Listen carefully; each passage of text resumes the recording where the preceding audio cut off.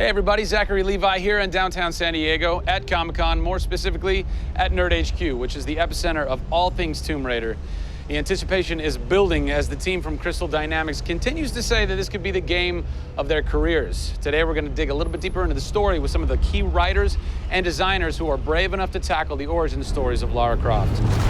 These are the final hours of Tomb Raider.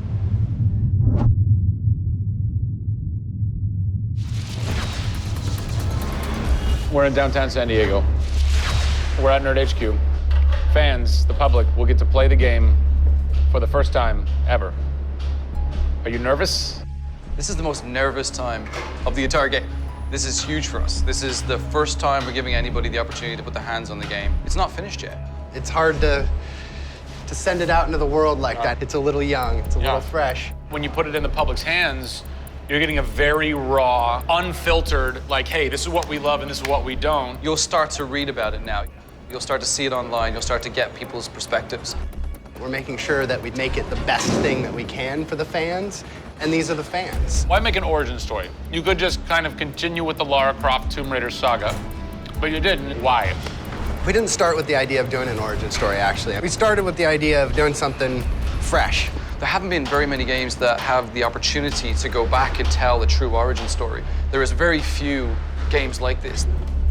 In the history of the Tomb Raider franchise, there has not been a female lead writer until now, Rhianna Pratchett. For me, I didn't think of it like we needed a female writer to do that. Rhianna just nailed it. Rhianna Pratchett. Yep. Does it take a woman to know a woman? It probably helps, but I don't kind of think about it as much as everyone else does. So I tend to think of myself as being a writer first. There is some of me in her, absolutely. She's very bookish, she's very in her head. I went to public school, I actually learned archery. Camilla did as well, I heard. We bring up our ladies properly. And I genuinely studied Egyptology. I wanted to be an Egyptologist. No way. You know, I've always been a huge fan of kick-ass females. I mean, I grew up on Terminator and Aliens. Yeah. You know, fighting aliens in the future. I thought that was what girls did. It's great to be here at Comic-Con. This is my first time. People are really responding to this kind of new Lara.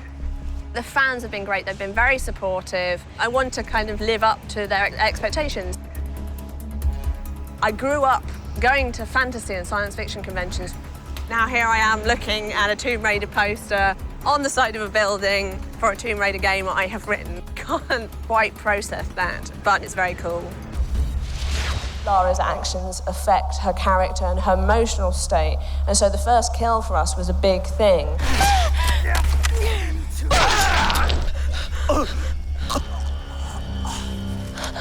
It's not comfortable to watch, and it shouldn't be. Oh, God! And it is about picking yourself up, despite the fact that you're scared. You can't have bravery without fear. In video games, you're kind of tweaking all the way down to delivery. Yeah.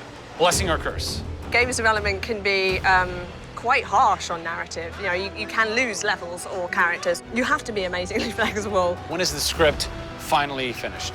You get insight when you see it through your audience's eyes. So once the story gets to a point where we can start sharing with people, where we can start putting it on the screen, then we start to understand, are people getting from it what we want them to get from it? The feedback is that it's really fulfilling our primary goals of delivering a story that introduces people to Lara Croft, but also just takes them on an amazing adventure.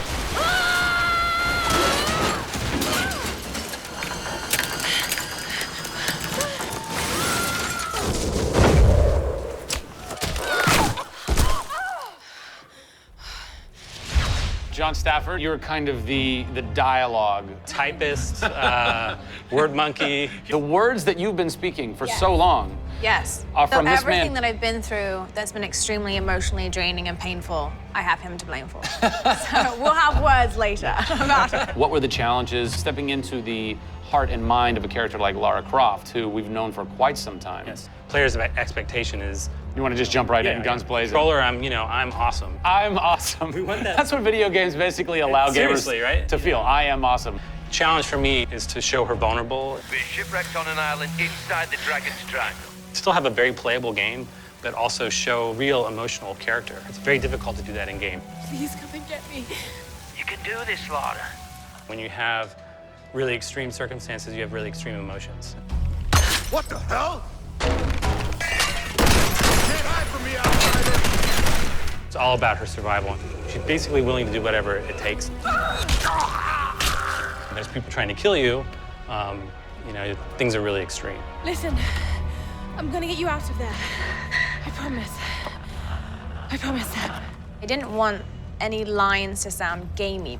There was a good collaboration of making sure that really that didn't happen. That's very difficult writing, you know? How do you write a line that isn't just like, I should go there? Yeah. Yeah. You know, I mean, that's... I bet there's something hidden in that crate.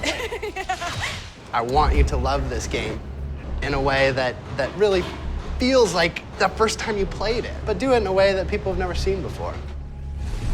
For me, it's crazy not to look at this as an opportunity to really start that dialogue. This is a game of our careers.